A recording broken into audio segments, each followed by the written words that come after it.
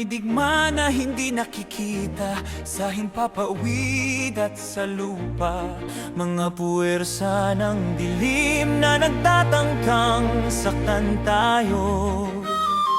Ngunit hindi tayo nag-iisa. May lakas na mas malakas. Si Kristo ang ating kasangga. Sa digmaang ito tayo'y mananalo. Isang araw akong naglalakad, nalilito at nalulungkot. Nakakarinig ng mga boses na nagsasabi ng kasinungalingan. Hindi ka mahal, hindi ka makakaya, ang kanilang sigaw.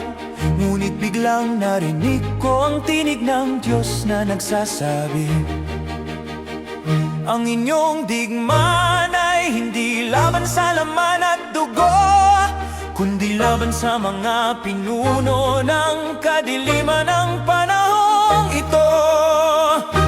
Naintindihan ko na ang kalaban ay hindi tao, kaya't kailangan kong maghanda, suotin ang baluti ng Diyos. Oh, lumaban tayo kasama si Kristo. Siya ang ating lakas, siya ang ating sandigan sa digma espiritual. Ika'y aking sandata, aleluya, aleluya. Ikaw ang panalo, lumaban tayo kasama si Kristo. Ang baluti ng Diyos ay ating suotin. Hindi tayo matatalo dahil ikaw ang ating Panginoon. Una kong sinuot ang baltong katotohanan na ako ay anak ng Diyos. Hindi na ako malilinlang ng mga kasinungalingan ng kalaban. Pangalawa, ang breastplate ng katwiran nagpoprotekta sa aking puso. Hindi na ako malilinlang ng mga kasinungalingan ng kalaban.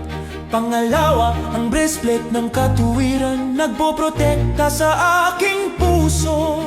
Hindi na ako masasaktan ng mga salita na nakakapinsala.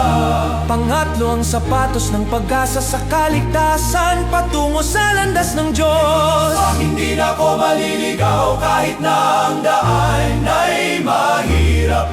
Pangapat, ang kalasag ng pananampalataya, tatanggihan ang lahat ng ahas. Kung ang kalaban ay magpapalipad ng takot, ito ay magpoprotekta sa akin. Oh, lumaban tayo kasama si Kristo. Siya ang ating lakas, siya ang ating sandigan sa digma espiritual. Ika'y aking sandata, aleluya, aleluya. Ikaw ang panalo, lumaban tayo kasama si Kristo. Ang baluti ng Diyos ay ating suotin. Hindi tayo matatalo dahil ikaw ang ating Panginoon. Nang dumating ang araw ng laban, ang kalaban ay malakas.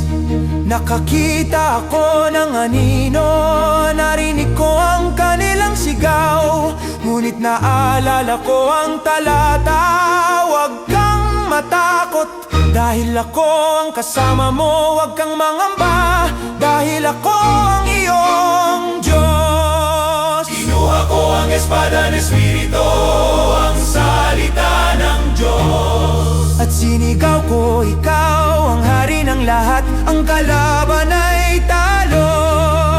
Hindi tayo nangangampanya sa pamagitan ng lakas ng laman, kundi sa pamagitan ng kapangyarihan ng Diyos na nagpapabagsak ng mga tanggulan ng kasamaan. Manatiling alerto sapagkat ang kalaban ay gumagala. Parang leon na naghahanap ng makakain, ngunit hindi tayo magiging biktima.